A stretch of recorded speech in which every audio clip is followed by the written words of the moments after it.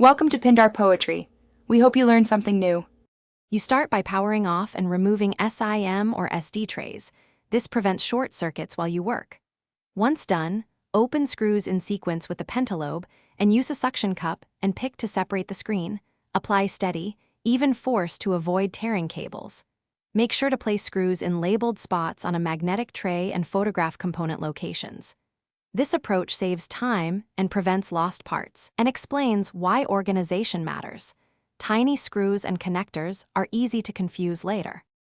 You should disconnect the battery immediately after accessing the internals to eliminate power flow. Then remove the display bracket screws and use a plastic spudger to unclip the display flex connectors. Pry gently from their sockets to avoid bending pins. Once connectors are free, lift the display from the frame, freeing adhesive with a bit of heat if it resists. Apply short bursts from a heat gun or hair dryer to soften glue. Keep each cable labeled and organized so reconnection is straightforward. You should dry fit the replacement screen by reconnecting flex cables and temporarily reconnecting the battery to test functionality. Power on to verify touch, display, and sensors before sealing.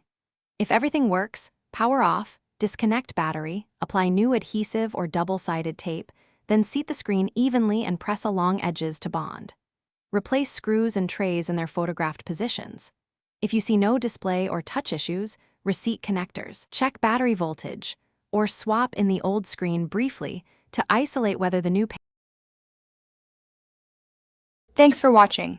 Consider subscribing if we helped you.